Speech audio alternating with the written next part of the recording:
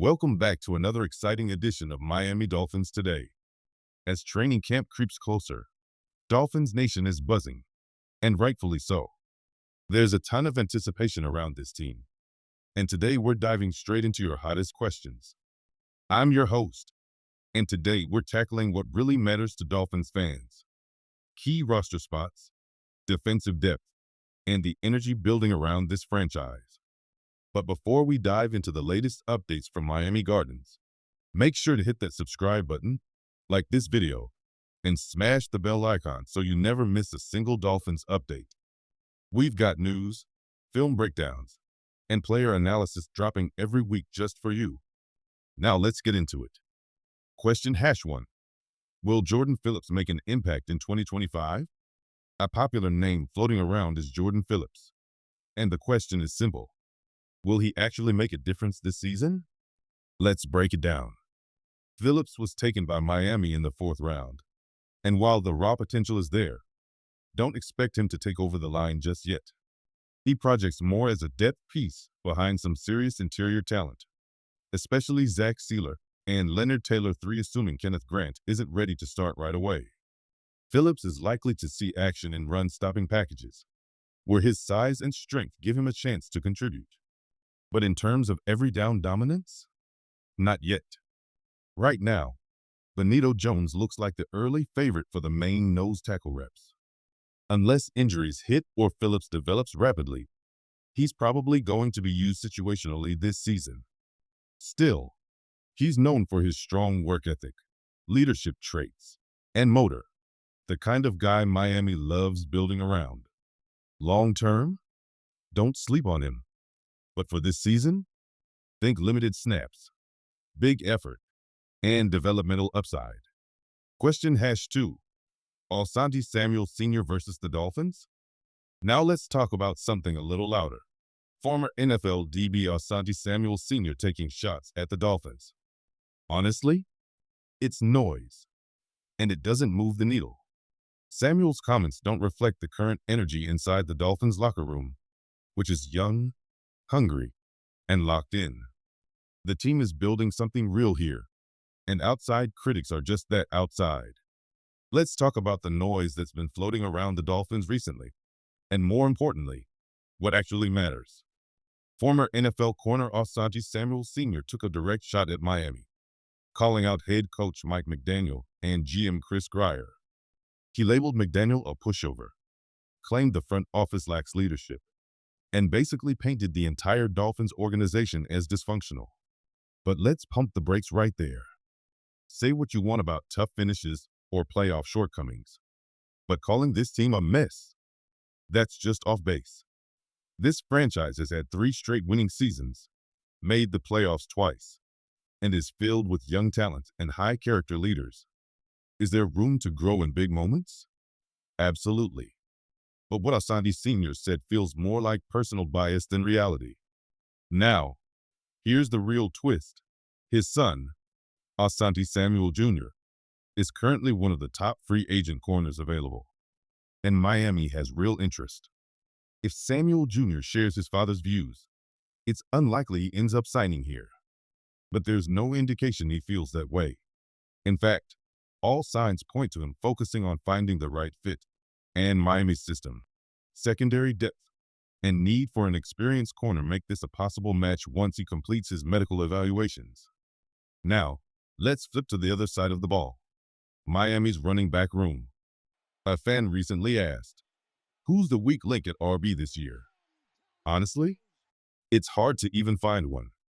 This is one of the strongest units on the roster. Between Devon Achane, Raheem Mostert, and Jaylen Wright, Miami is loaded with speed, explosiveness, and versatility. Achane already looks like a top 10 back in the league when healthy, and Wright has shown flashes that suggest he could be a steal from this year's draft. If there's a least impactful name on the list, it might be Jeff Wilson Jr., not because he lacks talent, but because of how crowded the room is. With so much youth and speed, Wilson may end up more as a rotational or injury insurance option rather than a primary contributor. But even then, this group is so deep, it's not really about weak links. It's about how Miami chooses to rotate and attack based on matchups. Let's dive deeper into one of the most underrated strengths of the Miami Dolphins heading into 2025, the running back room. There's a lot to be excited about here. Jaylen Wright continues to gain momentum heading into year two. His explosiveness and upside have the coaching staff fired up. He's expected to play a much bigger role this season, and for good reason. The talent is obvious. Then there's Alexander Mattison, signed for one very specific reason: short yardage power. He's that third and one, fourth and inches type of back Miami has lacked in recent years, and he fills that need perfectly. Miami also added Ollie Garden 2 in the sixth round, a steal with major upside. Standing 6'2", 225 pounds, this guy runs like a freight train. He tore up college football last season, winning the Doak Walker Award after rushing for over 1,600 yards and 20-plus touchdowns. He's raw at the NFL level, but the physical tools are all there. Oh, and don't forget Alec Ingold, the fullback Mike McDaniel loves using to set the tone up front. Not every team uses a fullback in 2025, but Miami does, and Ingold delivers. So, who's the weakest link? By default, it's probably Ollie Garden, and that's only because he's a rookie. It's not a knock, just the reality of walking into a deep, veteran room. Expect Miami to work him in slowly, using his power in select situations while he adjusts to the speed of the NFL. Now to a fan question that made some noise. Is it true that the NFL ranked Devon Achane as the 27th best RB1 heading into next season? Short answer: no, not even close. While there may be some rankings floating around, the article in question actually placed Achane as an honorable mention outside the top 10, not 27th. So let's clear that up. But let's be real here. Ranking Achane outside the top 10 at this point is already controversial. The guy averaged over 7 yards per carry, made explosive plays weekly, and completely changed the dynamic of Miami's offense when healthy. If he stays on the field, he's not just top 10. He's a potential top 5 back in the league. That's the level of burst, vision, and game-breaking speed he brings. Let's get straight to it. Another running back ranking stirred up some heat. According to a recent ESPN list, Devon Achane was placed behind names like Alvin Kamara, James Cook, Joe Mixon, and Jonathan Taylor. Look, some of those guys have had great seasons in the past. But if we're talking about 2025 projection, it's hard to justify keeping Achane out of the top 10. Kamara feels more like name recognition than current value. James Cook, solid, but hasn't shown Achane's game-breaking explosiveness. Even Taylor and Jacobs, both great backs, didn't have the kind of efficiency or momentum Achane delivered last season. Bottom line, Achane is a top 10 back, and anyone placing him at 27 is either misinformed or not watching Dolphins tape. Now onto an interesting fan question. Should Miami consider trading for a young corner like Carrington Valentine or Jaylen Jones from the Colts? Let's break it down. Carrington Valentine hasn't flashed enough for a strong take yet. Limited film, limited snaps. But Jaylen Jones? Now that's someone worth monitoring. He played meaningful reps for the Colts last year and held his own, even with Indy's secondary struggling overall. Would he be a major upgrade? Not necessarily, but he'd add competition, which this current cornerback room desperately needs.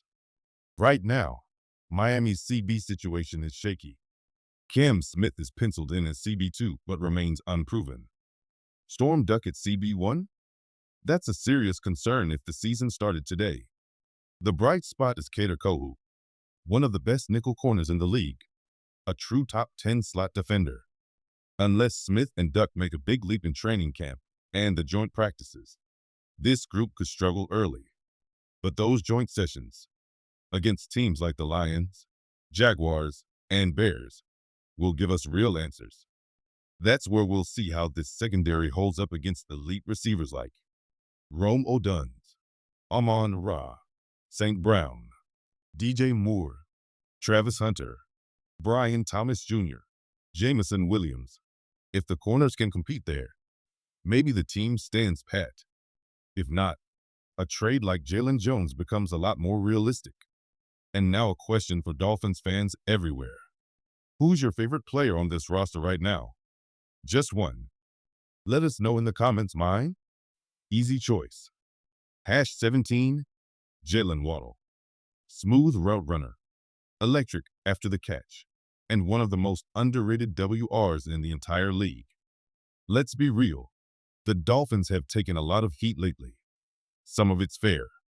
Some of it's flat out overblown. But if you're a true Fins fan, there are two massive reasons to feel optimistic heading into 2025. The offensive line and the pass rush. Let's start in the trenches. On offense. Last year's offensive line? Easily bottom 5 in the NFL. But this year? It's a completely different picture. Miami moved on from underperformers like Robert Jones and Liam Eichenberg as starters. They spent real draft capital on the line, taking Patrick Paul last year and Jonas Savainia this year, even trading up to get him. They added proven veteran James Daniels, who brings leadership and flexibility at guard. Now, the Dolphins have a blend of youth and experience. Young upside at left tackle and right guard. Reliable vets at center, left guard, and right tackle. It's not perfect yet, but it's no longer a liability. And in this league, that's a massive step forward. Now let's flip to the defense and talk about that pass rush. You could argue this is the most exciting unit on the entire roster.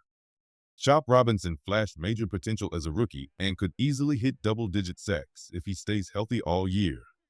Jaylen Phillips is coming back. He only played 4 games last season but has Pro Bowl potential when he's on the field. Bradley Chubb missed the whole year, but is still a dangerous edge presence when available. Put those 3 together, Chop, Phillips, and Chubb, and you might be looking at the best edge trio in the league if they're all healthy. And that's not even mentioning the interior. Zach Sealer remains one of the most underrated defensive tackles in football. And now you add first-round pick Kenneth Grant, a 330-pound wrecking ball who could collapse pockets from day one. This front 5 could change games. Plain and simple. So even if 2025 ends up being another roller coaster, there's something real to build on. Miami finally has momentum in the trenches. And in football, that's where it all begins. This might surprise some, but Waddle is set to lead the team in catches this year. Why? Because Miami knows what's coming. Tyreek Hill likely won't be here in 2026. With that $52 million cap hit looming, this is probably his final season with the team. Whether it ends in free agency or a mid-season trade, the Dolphins are already preparing for a future centered around Waddle. He's going to get more volume, more underneath looks, and more targets in crunch time. This is his moment to step up as the true WR1. 2. Tyreek Hill, still electric, still dangerous, and still a nightmare for defenses. Even if the team is transitioning, Tyreek will get his, especially early in the season. Expect big play efficiency, but maybe slightly fewer receptions than Waddle, especially if Miami starts dialing up more balance and prepping for life without the cheetah. 3. Devon Achane. Yes, a running back at hash 3. And for good reason. Achane isn't just a home run hitter in the run game. He's becoming a legitimate weapon in the passing game. Whether it's quick outs, motion screens, or wheel routes, he's going to touch the ball in space often. No more Jonnu Smith in the mix either. That opens more short yardage looks for Achane. And now to a player flying under the radar, Andrew Armstrong, the undrafted wideout from Arkansas. He turned heads in college, leading the second receiving, with excellent size 6'4" and speed sub-4. 540. On paper, he's everything you want in a developmental outside receiver. But so far, he hasn't made much noise. Through OTAs and minicamp, Armstrong's name hasn't popped the way fans hoped. That doesn't mean his story is over, but as of now, he'll need a huge training camp to make a serious push for the 53-man roster. The tools are there. but the execution hasn't caught up yet. UTFA standouts: Theo Wease Jr. and A.J. Henning. Theo Wease Jr. out of Missouri has caught the attention of coaches and insiders alike. He's showing polish in his route running and a consistent ability to separate. Miami gave him a notable $230,000 in guaranteed money, a strong indicator that they see real potential in him. Don't be surprised if he pushes hard for a final roster spot. A.J. Henning from Northwestern is also turning heads. Known for his quickness and versatility, he's making the most of his opportunities so far. His ability to contribute on special teams could give him an edge when final roster decisions come around. Both players have stood out more than others at the position, including Andrew Armstrong, and have quickly become two of the most promising UTFA names to watch as training camp nears. Now, the big question heading into 2025. Will the Miami Dolphins return to the playoffs after missing out last season? The pieces are certainly there. An upgraded offensive line, a healthy edge rush, and stars at every level of the offense. But health, discipline, and consistency will be the true X factors this time around. A return to the postseason is absolutely possible, but the margin for error in the AFC is razor thin.